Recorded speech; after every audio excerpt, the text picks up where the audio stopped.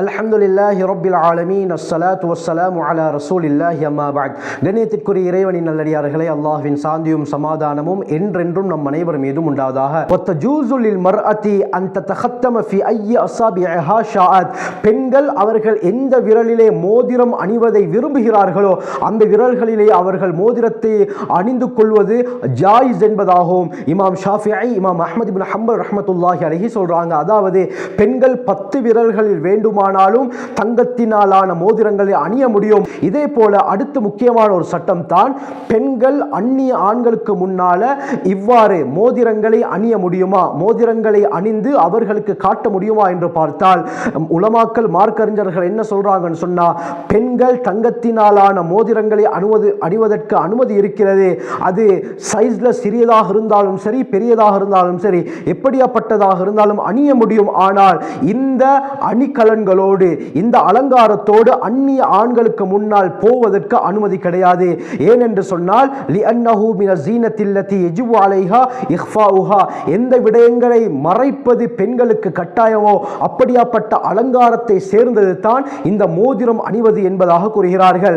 சொல்லிவிட்டு இப்னு பாஸ் ரஹ்மத்துல்லாஹி அலைஹி சொல்றாங்க, அல்லாஹ் குர்ஆன்ல சூரா நூரிலே 31வது ஆயத்தில் குறிப்பிடுகிறான், வலா யுப்தீன ஸீனத்தஹுன்ன இல்லா லிபுஊலத்திஹின்ன வ ஆபாயிஹின்ன. அந்த பெண்கள் தங்களுடைய அலங்காரத்தை வெளிப்படுத்த வேண்டும் என்று சொன்னால் கணவன்மார்கள் இதே போல தந்தைமார் மஹரமான ஆண்களிடத்திலே மட்டும் தான் வெளிப்படுத்த அனுமதியை தவிர மற்றவர்களிடத்திலே வெளிப்படுத்த அனுமதி கிடையாது என்பதாக அல்லாஹ் தெளிவாக இந்த ஆயத்திலே கூறுகிறான். எனவே அந்நிய ஆண்களுக்கு முன்னால் இப்படி அலங்கரித்துக் கொண்டு பெண்கள் செய்வது ஹராம் ஆக்கப்பட்டிருக்கிறது. குர்ஆன் ஆயத்து இதற்கு ஆதாரமாக இருக்கிறது அருமையானவர்களே.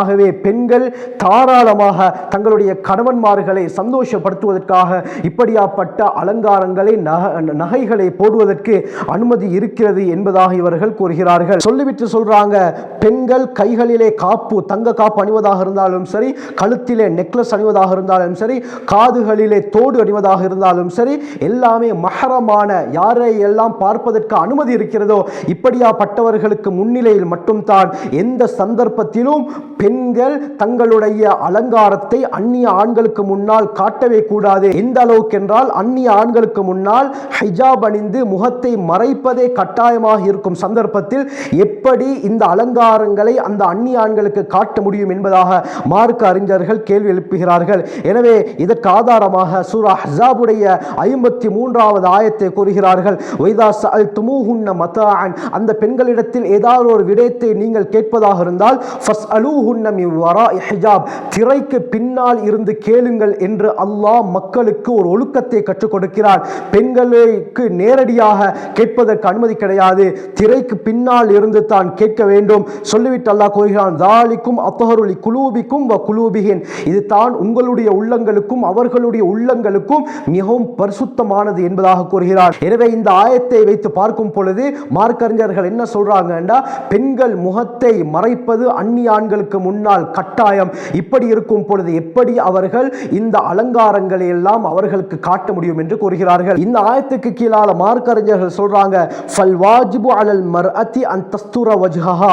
எனவே ஒவ்வொரு பெண்ணின் மீதும் தன்னுடைய முகத்தையும் வ ஜமீஅ பதனிஹா, தன்னுடைய முழு உடம்பையும் இந்த கைரில் மஹாரிம், அந்நிய ஆண்களுக்கு முன்னால் மறைப்பது கட்டாயம் என்று கூறுகிறார்கள். முகத்தையும் தங்களுடைய முழு உடம்பையும் அந்நிய ஆண்களுக்கு முன்னால் மறைப்பது கட்டாயம். தொடர்ந்து சொல்றாங்க, இந்த அடிப்படையில் தங்களுடைய கைகளில இதே போல தங்களுடைய மோதிரங்கள், தங்களுடைய கழுத்துகளிலே இருக்கக்கூடிய அந்த நெக்லஸ்களை எல்லாமே இவர்கள் மறைப்பதும் வாஜிப் என்று கூறுகிறார்கள். முழு உடம்பை எப்படி மறைப்பது வாஜிபோ இதே போல இவர்களுடைய அந்த நகைகள் போடப்படக்கூடிய இடங்களையும் மறைப்பது வாஜிப் என்பதாக தெள்ள தெளிவாக கூறுகிறார்கள். அதற்கும் ஒரு ஆதாரத்தை கொண்டு வராங்க. சூரா அஹ்ஸாபுடைய 33வது ஆயத்து, வலா தபர்ரஜன தபர்ருஜல் ஜாஹிலியத்தில் ஊலா.